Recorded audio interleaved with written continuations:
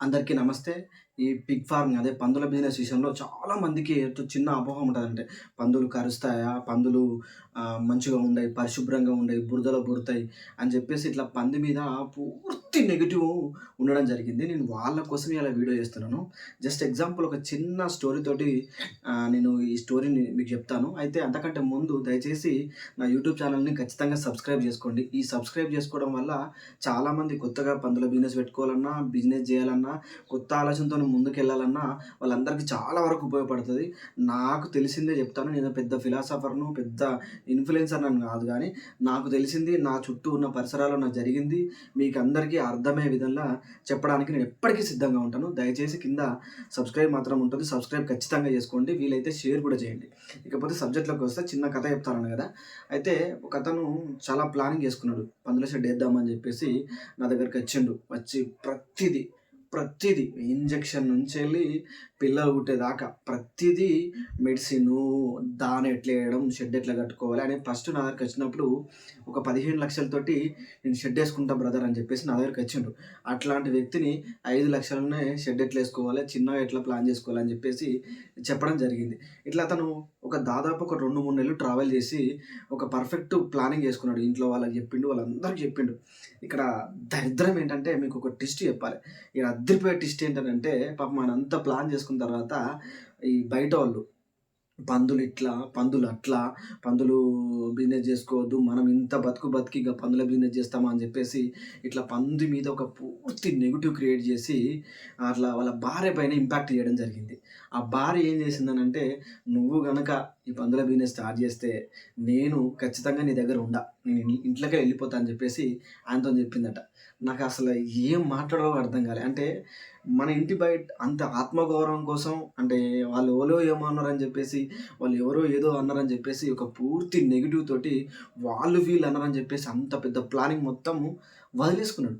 అంటే అంత ఇంపాక్ట్ ఉంటదనమాట. అంటే మన ఇంటి ముందరకొచ్చి అప్పులోళ్ళొచ్చి కూర్చుంటే ఆ బాధ ఏం కనిపియదు గానీ, దీన్ని పెట్టడం వల్ల, ఈ పండ్ల చెట్టు పెట్టడం వల్ల ఇట్లుంటది, అట్లుంటదని చెప్పి ఇట్లా నెగెటివ్ క్రియేట్ చేయడం వల్ల ఆళ్ళంత పెద్ద బిజినెస్ ప్లాన్ అంతా తీసేసిండు. అంటే అంత ఇంపాక్ట్ ఉంటది. ఇదంతా ఎందుకు చెప్తున్నానంటే ఒక చిన్న విషయం చెప్తా. ఇప్పుడు స్టార్ట్ చేస్తా. డైరెక్ట్ పాయింట్‌లోకొచ్చేస్తా. ఇదంతా ఎందుకు చెప్పినానంటే అందరూ అంటారు టైమ్ పాస్‌కి ఎందుకు కాల్ చేస్తుర్రు? టైమ్ పాస్‌కి కాల్ చేయకుర్రి అని చెప్పేసి నేను చాలా సార్లు అంటాను. నిజంగా ఇవన్నీ ఉంటేనే దిగురు. ఇవన్నీ బాధలుంటాయి. ఎమోషన్స్ ఉంటాయి. ఏమంటారు ఈ సమాజం అనే మాటలుంటాయి. మళ్ళీ పోటీ ఉంటది. ఇయన్నీ ఉంటాయి. ఇవన్నిటిని ఫేస్ జేసి రంగంలో దిగుతా అంటేనే అది బిజినెస్ అవుద్ది. ఇంకొక విషయం గూడా జెప్తాను. ఇప్పుడు స్టోరీలోకొచ్చేస్తే పంది బురదలో బొర్లుతది. వల్గర్‌గుంటది. పందనేది అశుభ్రంగా ఉంటది. శుభ్రంగా ఉండదు మొత్తానికి. పందనేది కంప్లీట్‌గా బాత్రూమ్ తింటది. అంటే మలాన్ని తింటది. ఇట్లా ఒక నెగెటివ్ ఇంపాక్ట్ ఫస్ట్ నుంచెలుంది. కానీ రియాలిటీకెళ్తే మీరు షెడ్‌లకెళ్ళండి.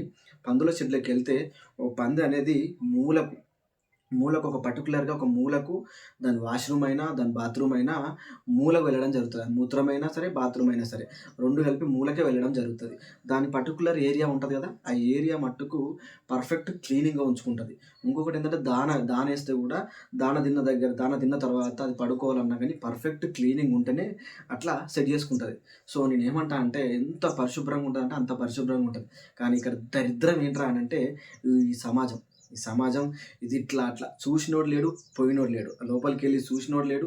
పంది గురించి అసలు ఎవరికి రీసెర్చ్ బయట కనిపించే పందులు, మనకు అన్నీ కనిపించే పందులు అది వేరు. ఆ సెక్షన్ వేరు. దాని గురించి నేను మాట్లాడదలుచుకోలేదు. దాని గురించి నాకు అవసరం లేదు. కానీ షెడ్‌లో పర్ఫెక్ట్‌గా ఉన్న పందులకి ఒకసారి మీరు వెళ్లి చూస్తే ఎంత క్లీనింగ్ ఉంటాయో మీరు ఒకసారి అర్థం చేసుకోవచ్చు. అందులో డైరెక్ట్‌గా అన్నం కూడా తినొచ్చు. బిర్యానీ తినొచ్చు. అంత క్లీనింగ్ ఉంటది. అంత ఎందుకనంటే అందులో ఏసేటిది తౌడు, నూక, మొక్కజొన్న, సోయా, మినరల్ మిక్చర్ వీటన్నిటికి ఇది పర్టిక్యులర్ దాన విషయంలోనే చెప్తున్నాను. ఇట్లా ఇయన్నీ దాననే ఉంటది. తౌడు, నూక, మొక్కజొన్న, సోయా, మినరల్ మిక్చర్ ఇవన్నీ దానకు సంబంధించింది. డ్రై ఫీడ్ ఏయడం జరుగుతది. వాటి వల్ల ఏమి ఇబ్బందుంటది? ఎలాంటి స్మెల్ గూడా రాదు. సో, నేనేమంటున్నా అంటే పందిని నెగెటివ్ మాట్లాడేటోళ్ళకి ఇంకొక విషయం గూడా చెప్తున్నాను. బయట దేశాలలో బయట దేశాలైనా గొప్ప గొప్ప అభివృద్ధి చెందిన దేశాలైనా అథ్లెటిక్స్ అదే ఒలింపిక్స్‌లో ఆడే అథ్లెటిక్స్ అయినా గానీ వీళ్ళందరూ తినే ఫుడ్డు మెయిన్‌గా 4కే ఉంటది. అంటే పంది మాంసానికి ఇచ్చే రెస్పెక్ట్ అట్లుంటది. కానీ ఇక్కడ మన దరిద్రం ఏందనంటే మన దేశంలో ఇట్లా, అది అట్లా, ఇది తింటది, అది తింటదని చెప్పేసి ఒక నెగెటివ్ ఇంపాక్ట్ క్రియేట్ చేయడం జరిగింది. నేనేమంటా అంటే పర్టిక్యులర్‌గా నేను తినండి, తినండి, తినండి అని మాత్రం మాట్లాడను. మీరు తినాలనిపిస్తే ఒక్కసారి మీరు తినాలా? తినొద్దా? అనేది తర్వాత మ్యాటర్. కానీ ఒక్కసారి రీసెర్చ్ చేయండి. ఈ పందుల బిజినెస్ ఏంది?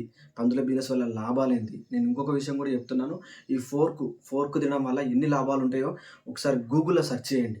నేను ఇంకొక విషయం కూడా చెప్తున్నాను. ఫోర్క్ గురించి నెగెటివ్ మాట్లాడేటోళ్ళకి కూడా చెప్తున్నాను. అథ్లెటిక్స్ క్రీడా రంగంలో తినేవాళ్ళు చాలా మందుంటరు. ప్రతిరోజు పంది మాంసం తినకుండా ఏ క్రీడాకారుడు కూడా ఉండడు. సో, నేనేమంటానంటే ఒకసారి గూగుల్‌లో సెర్చ్ చేయండి.